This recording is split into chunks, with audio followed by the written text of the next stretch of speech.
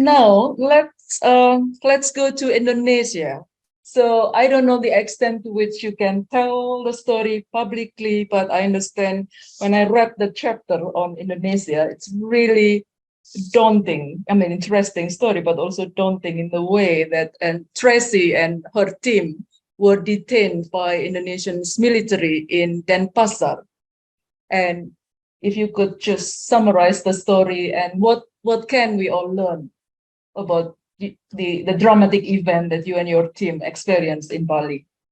Well, firstly, we had already come 2/3 of the way around the world. Really, this was a flight that was some 14,000 miles. So we were 2/3 of the way through the journey by the time we arrived in Indonesia, and it had gone really quite flawlessly. We'd had some weather on the way, but in general, it had gone brilliantly for such a complex and such a long flight. So we were flying into Bali to spend Christmas. So this was sort of about the 22nd of December. So we had come from Singapore. We'd had a 4 or 5 day stay in Singapore, doing some fantastic outreach with Singapore Airlines and schools. So we were really on a high, and actually really looking forward to flying into Indonesia, because until you start flying this, and I'm low level, of course, in an open cockpit, but just to get some sense of the magnitude and the distances and the terrain of Indonesia. I mean, this is 2,000 miles of archipelago. This is shark-infested waters. This is volcanoes. And it was really important because the story in history, when Amy flew this in 1930, she had many adventures on the way. And bearing in mind, this is a slip of a girl. She was 26 when she did the flight. She had less than 100 hours in her logbook. The fact that she makes it's a remarkable story, and I cover some of this in the book, but one of her near-death experiences was in Indonesia. So she had flown down Sumatra, and she was again trying to break a record. So she was really trying to push it here and taking enormous risks. She had twice the range in her aircraft. So she had about 11 hours of range. I only had half that. But she came flying down Sumatra to the southern end and then elected to really take a shortcut to try and get to East Timor. And she flew out across the Java Sea. Now, she again was in monsoon conditions. But what she didn't know, because there was no weather reporting at the time, there were no radios, etc. So she's flying really without any kind of support here. And she flew into a huge tropical storm, which was also exacerbated by a volcanic eruption. Some volcano had gone off in Java. So as well as flying into huge cumulonimbus storms, she was flying into volcanic ash. So she was way out over the water, and suddenly she becomes completely encircled, and she gets lower and lower over the water, and she's down to about 100 feet. And she honestly thought this was the end. She was petrified, literally, by her own account, screaming with terror at what she thought was going to be imminent death. In other words, just flying into the ocean, and that would have been it. And then there's this almost transcendental moment of a beam of sunlight and a kind of rainbow. And she manages, it's a gap in the clouds. She darts out, manages to get back to land. And it's she avoids death. And of course, this is one of the risks of this sort of flying. It's absolutely terrifying, I can tell you. So even reading her account of it in her memoir, even though I know she gets out, I can feel my heart coming through my chest. So in flying Indonesia, I wanted to try and capture, I have 4 cameras, GoPro cameras on my aeroplane. We have a support aircraft with a cameraman on board. So filming this, you're trying to capture what it's like to fly in an aeroplane like this through terrain and through the weather. So I wanted to try and capture the big cumulonimbus clouds and to capture the volcanoes. Now, what I didn't really understand is, of course, that Indonesia is very, very sensitive to filming and cameras. I wish somebody had warned us more about this. But we came in, we flew down Sumatra, so we stopped at Palembang, then flew on to Semarang. The weather was getting worse because, again, we were flying through the monsoon line here. So we were dodging thunderstorms, but got some wonderful footage. So all of this had gone very smoothly. As I said, we were flying into Bali. We were going to have a few days rest. We had to do some engineering on the aircraft, and we were going to have a break for Christmas. But on landing into Bali, we were met by the military police. And we were confused. It was completely disorienting because we just didn't really understand what the problem was. But the military were accusing the support aircraft, not me and the steerman, but the support aircraft, of flying through a restricted area over a military air base and filming, because of course they had cameras. Yes. So we were effectively grounded. We were detained there on the ground, 5 hours of interrogation, but this then went on several days. And the long and the short of it is that they detained the crew and they wanted to do a full investigation. But of course, this fell over Christmas and the New Year as everywhere shut down for Christmas. But it was simply terrifying because we didn't know. It really brought the entire expedition to a halt. Now, I was allowed to fly on in the Stearman with my engineer, Ewald, who did most of the flying with me. He always came with me in the Stearman. So he was, supporting the engineering requirement of the Stearman. But the camera ship was carrying the fuel. As I said, we had to carry oil. These are all specialty things that you just can't get. And ironically, in history, these women were flying through what was effectively British Empire. And Amy jokingly said, I only had to land anywhere, and within about 10 minutes, an Englishman in a pith helmet would appear. Right. Yes. And I thought, well, fat chance of that in 2015. I can tell you, everywhere you go, people just haven't seen an aircraft like this. They don't understand it. They don't understand what you need. This is tethered outside.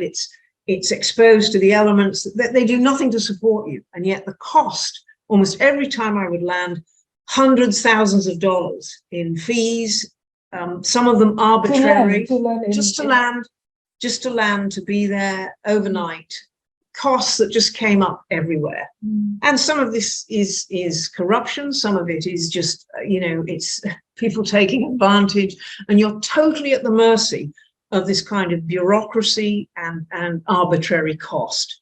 But it's one of the reasons that you need fantastic support and sponsorship behind the flight. And that was, in fact, one of the biggest challenges is organizing before that. I mean, it took me 4 years to get the support before I flew Africa, and then I was able to consolidate on that.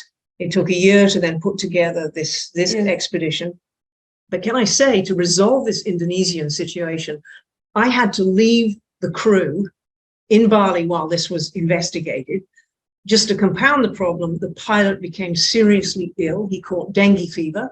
He was hospitalized. We were then concerned, in fact, for his at one point, I was even fearful that he might not survive this. So this was just absolutely deeply stressful.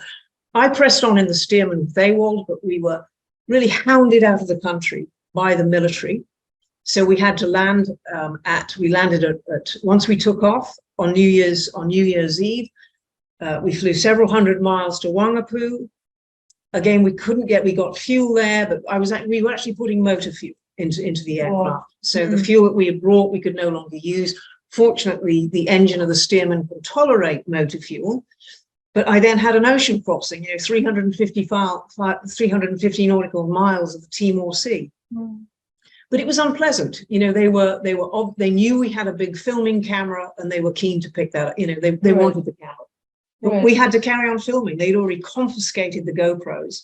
So it was a terrifying experience. But can I say there was quite a positive outcome, because when I was in Australia, so I had to fly on. We had a huge media reception in Sydney.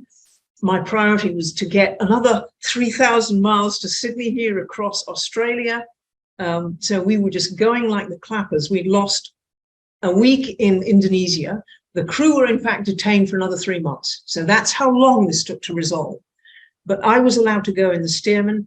We finished the expedition in Sydney. I didn't want to inflame it, so I didn't want the story out in the media while we resolved this through diplomatic channels. But when I got to Sydney, I received a message from an Indonesian minister. She had read some of the media, the coverage that we've received in Indonesia. And this was Ibu Susi Pujiastuti, who had her own eponymous airline, a remarkable lady. She was one of the first to get relief aircraft into 2004, the earthquake in Banda Aceh. She was one of the first people to respond to that. So she had a remarkable history in aviation. She doesn't fly herself, but she contacted me when I got to Australia, and she said, look, if you're ever coming back to Indonesia, I'd love to meet you. Well, I wrote back to Susie and I just said, look, we have a little problem there. I wonder if you can help us. So I went back to Indonesia as soon as we finished in Sydney, and Ibu Susi was then able to connect me with Minister Luhut Panjaitan. So these were people within the Indonesian government who were trying to help us release the crew. But of course, the military had a slightly different view of this. I mean, bearing in mind, we had an authorized flight plan by the air traffic controllers. So we had, we had the permission to fly this, the route that we took. The actual chase plane had lost contact with air traffic control because of the thunderstorms, because sometimes you get the radio blocked by volcanoes, etc., and weather interference. He had lost radio contact with the air traffic controllers, but nevertheless, we had an authorized flight plan to fly the route we did. But the military took the view that we had flown through restricted airspace, and because of the cameras, there was this suggestion that we had been spying. So we were not, in fact, able to really circumvent that. The military insisted that they did their investigation, and I flew back to Jakarta twice to try and resolve that. And effectively, there was a huge military meeting there, and it was quite terrifying to be there, as all of this was conducted in another language. And but you are very much at the mercy of this process. So it was a little bit of an eye-opener to me. But one of the things I did say, I said, here I am trying to recreate a flight from 1930, and you don't fly. I haven't flown my biplane halfway around the world to come and spy on Indonesia. So this was, a very challenging flight. We'd had tremendous international support. I obviously didn't want to offend anything in Indonesia. But nevertheless, it was a traumatic experience and a very, very expensive one, and very difficult for the crew who were detained there.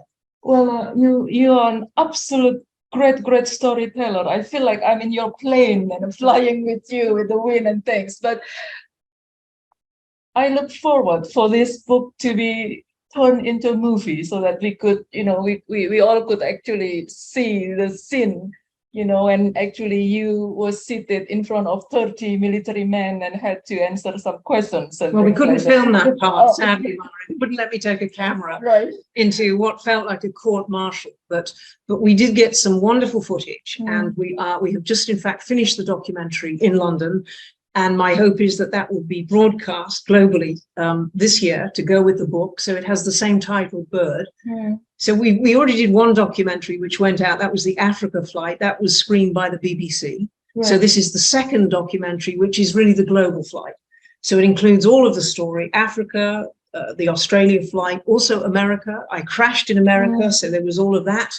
That story as well. I had an engine failure in the Arizona desert. So I had the Stearman airlifted back to Europe, rebuilt, took it back to America the next year and reflew America. So it was one big adventure, I can tell you, and very much in the spirit of what went on in the 1930s. So it's quite a story. Goodness. Richard, so courage, determination, and an absolute fearless lady, a remarkable journey.